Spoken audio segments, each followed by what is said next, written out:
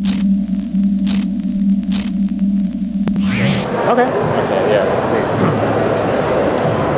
Alright, so let's turn the screen on, and we have Ubuntu, very early build running on the smartphone. And as you see, the screen is locked now, and we don't have any buttons anymore, so we've got rid of all the unnecessary buttons. There's not even a home kit. It's like full 100% touch operating system for phone. And what's totally unique with this phone is first of all, you interact with the phone by accessing functions and apps through the edges. So for example, I can always find my favorite apps on the left-hand side. You can customize and organize this bar as you like. So we have apps like phone, camera, gallery, Facebook, browser, and you can unlock your phone into any of these apps. So what if you have a lot more apps than what is shown there? How do you scroll vertically? So if you want to find all of your apps, then you go home. Because those are like shortcuts. These are shortcuts. Okay. So these are my favorite apps, and I can pick them from my like full set of installed applications. I just move them over to the launcher. So because the advantage of this launcher bar here is that it's available from anywhere. So I can launch an app. Let's go to gallery, for example, and it's still there. So I can always start a new app from by pressing on the Yeah, so you don't have to go to the home screen, no. And then in order for you to locate whatever app you want to launch. Exactly, yeah. Your favorite apps. Yeah, it's the favorite apps and access to home. And the opposite edge, you can see the new apps always appear from the left. So how do I get back to the previous app? That's what the right-hand edge does. So I just grab the edge and go back to the previous app. So it makes sense for us right-handed. For left-handed people, not sure if that's going to make a lot of sense, but for us right-handed, it doesn't make a lot of sense. Because like I use phone usually with my left hand. So if we weren't doing an interview, I would be using the phone like this. No, but I mean the way that this works is that you kind of like move to the left, right? Kind of like to bring back. Yes. And that's what I mean. For left-handed people, that might, mean something else. But please go ahead.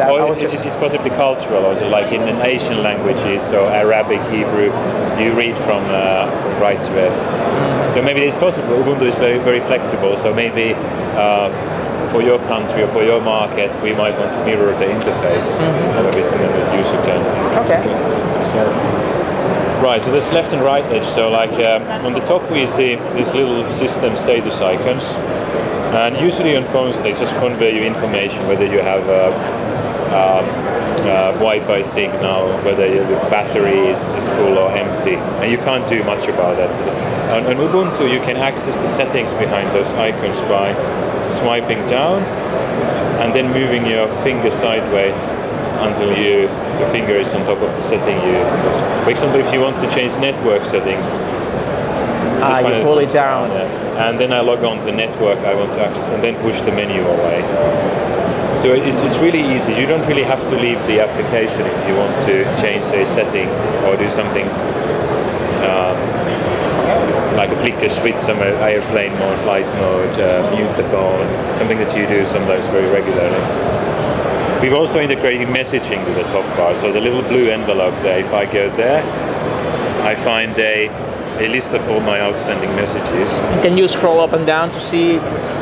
Yes, exactly. So there you go. Yeah. Okay. So we have messages from collected here from all possible sources. So we have Skype, email, Facebook, and it's not just a list of messages that jumps you then again to a relevant app. So we actually made this fully interactive. So if you tap on the message, I can already call back. I can return the call from the menu itself, or instead I can even reply with a message.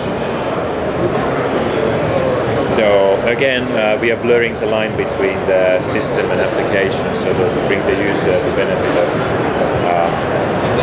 of speed and fluidity.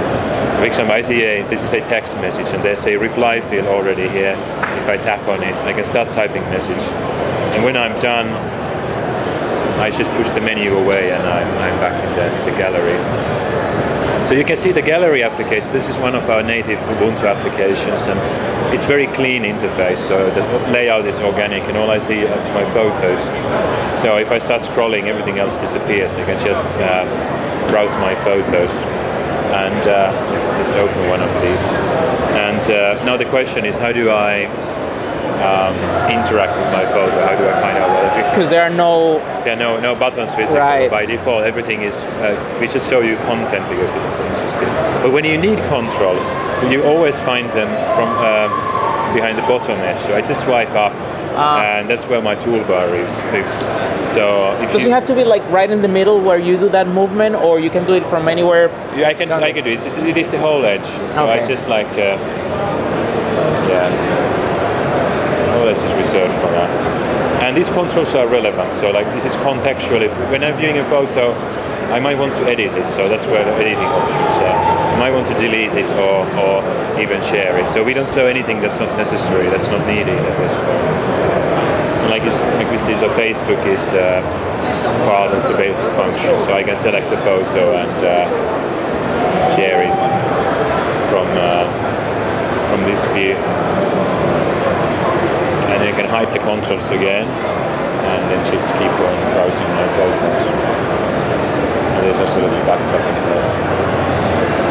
And then if I want to see all my apps, as you can just push from the left, and then I come to my apps page, and this is where I can find all my applications. We have got a few other dedicated pages for your content as well. So there's one for your videos where your camera videos are stored there, and video clips from online sources like films and TV series and popular YouTube clips. And if I go to the other end of the list, so we have one for music as well, and then we have the interesting address book where you can see what your friends are up to, for example Facebook or Twitter. So, and you can always go back to the app that you were just using by swiping. To home screen. Can you tell me a little bit about multitasking on this operating system? Because Yes. everyone claims that they do it better than anyone else, and in reality, I mean, Android can startle a lot while trying to do Yes. multitasking. How does this operating system deals with that? So in terms of user experience, so we already talked about the right-hand edge, and in our user testing and research, we noticed that like people very often tend to use just a few apps very often. So like you always have your browser open, maybe email messages and Facebook, and you want to move between these select few apps very quickly. So we have a few ways to do that. So first of all, the launcher here on the left is available on every screen. It doesn't matter where you are, you can always bring it in. And you are very likely to find very quickly your Facebook, your gallery, your camera, the ones that you use most often. And then again, if you remember that you were just recently using the app you want to get to, then you can use the right-hand edge to go back to. So it's probably just like a few swipes away the application you wanted to use. I can give an example of it. So I'm in a gallery and I want to take a new photo. So I launch the camera application. You'll see, take a quick photo. And now I want to go back to gallery to share that photo. So I just swipe from the right and I find my photo there in the gallery. And now I can instantly do what I want with it. So it's not very good photo, so I might just delete it instead. But it's that easy to move between the. And you don't have to like try to find a special button for our multitasking because we use the edges. Everything is very generous. It doesn't really matter if you find the edge from here or there. It's always the same.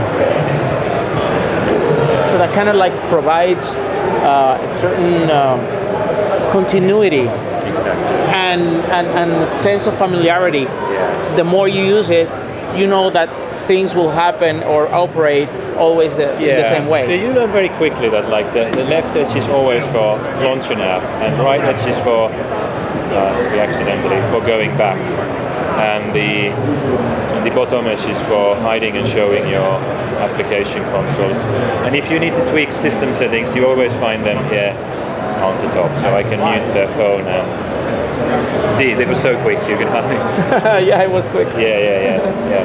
And you almost forget that there is a home screen. The home screen is great, so we have like a lot of content. You can always find your content there.